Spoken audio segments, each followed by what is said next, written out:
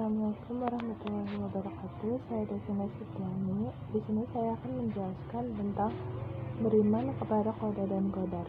Yang pertama, pengertian qada dan qadar. Di sini saya akan menjelaskan pengertian qada. Qada merupakan suatu ketetapan atas umat manusia yang ditetapkan oleh Allah pada zaman azali. Sedangkan qadar yaitu suatu ketetapan Allah berdasarkan ukuran pada setiap diri umat manusia. Yang kedua, saya akan menjelaskan tentang firman Allah tentang beriman kepada qada dan qadar. A'udzubillahi minasyaitonirrajim. Bismillahirrahmanirrahim. Ila qadari ma'lumi qadarna fa ni'mal qadirun. Shadaqallahul azim. Artinya, sampai waktu yang ditentukan, lalu kami tentukan, maka kamilah sebaik-baiknya yang menentukan. Di sini saya akan menjelaskan tentang 4 hal yang berkaitan dengan qada dan qadar. Yang pertama ada takdir. Takdir adalah jalannya peristiwa yang telah ditentukan.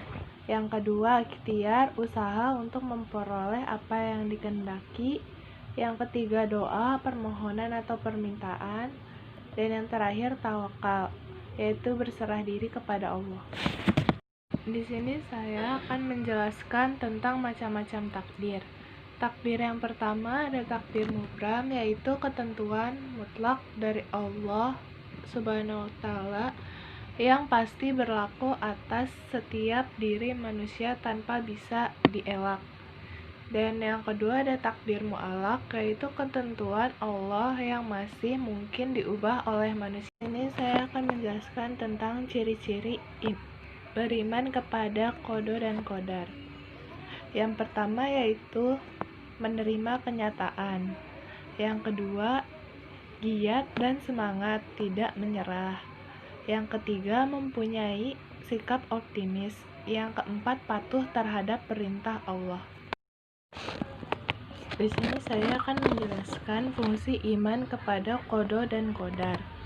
Yang pertama itu mendekatkan diri kepada Allah Subhanahu wa Ta'ala. Yang kedua, mendidik manusia agar berikhtiar. Yang ketiga, mendidik manusia agar sabar. Dan yang terakhir, yang keempat, mendidik agar tidak sombong. Hikmah iman kepada qada dan qadar.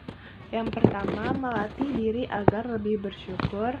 Yang kedua, selalu mendekatkan diri kepada Allah. Dan yang ketiga, melatih menjadi orang yang giat dan berusaha.